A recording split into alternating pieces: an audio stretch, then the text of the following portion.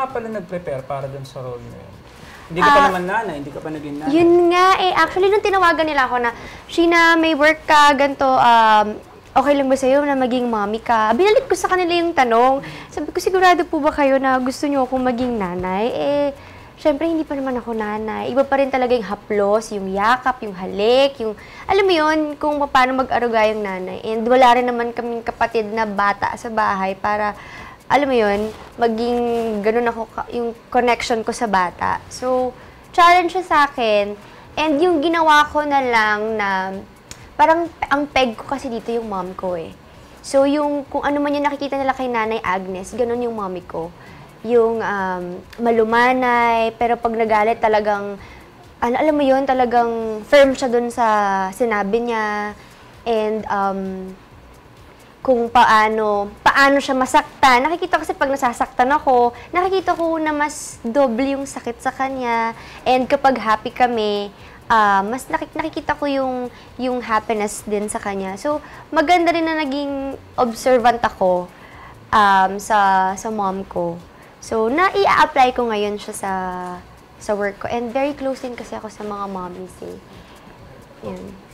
Ito kasi kailangan lang nating matanong dahil ito yung issue na gustong malaman ng mga peps. Ay, CR, charot. Wala tayong cut ngayon. Tuloy-tuloy na ito. Okay, wala yung question.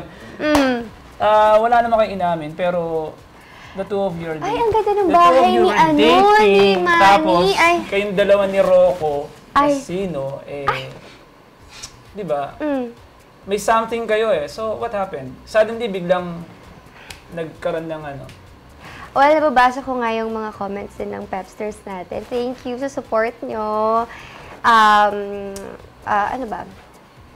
Hindi kasi, from the start, wala naman silang nakita sa akin, wala naman silang nabasa, diba, na nega about dun sa issue na yan na sinabi ko.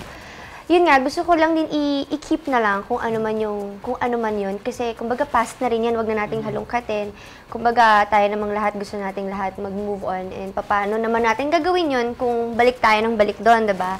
And siguro, mas maganda na bilang siya naman yung guy and talaga dapat ang guy naman talaga ang nauuna or nagtatanggol para sa babae. Siguro mas maganda na lang na siya na lang din na magsalita about this. Yun. Siya na lang tanongin niya. So, hindi, pero you still talk to each other? Nagkausap kami last nung nag-guest kami sa Bubblegang. Yun na yun. And so ngayon, si Sheena Halili ba may umaalig-aligid? Umaaligid. Ang umaaligid yung mga nagpaparamdam, di ba? Yung mga ganun.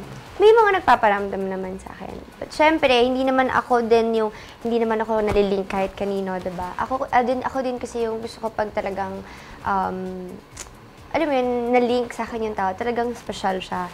And ginaguard ko yung heart ko ngayon. Well, kung sino talaga ang magtsatsaga at sino ang, alam mo yun, gagawin ng lahat for me. Gagawin ng lahat for me, di ba? Parang fairy tale lang. Higa Sarines. Cinderella, mga ganon. Cinderella, Snow White, Little Mermaid. Yan. Susot ang damit sa ano. Ay, parang sassy girl. Ikaw, ano bang hinahanap ni Sheena Halili sa isang lalaki? Ano yung mga qualities? Ako, qualities. Gusto ko may sense of humor. Nakakatawa. Gusto ko yung napapatawa niya ako. Malambing. Gusto ko yung malambing. Yung sense talagang of humor, si Vice ganda. Maganda yung sense of humor niya. Pero baka di kayo magkatuluyan. Kasi para masyado siya matangkad for me. Oo. Yun lang, ano? Yun lang di ba gustuhan sa kanya? Yun lang, masyado siya matangkad. And parang mas bongga siya manamit sa akin. Diba? Ano pa ba? Yun, malambing. Gusto ko nung malambing. Siyempre, gusto ko yung close din sa family.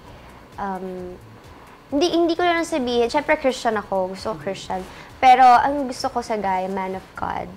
Yung talagang, alam mo yun, nasa heart niya si God, naiintindihan niya yung, alam mo yung meaning ng love, and yung family, values, and yun, principles sa buhay.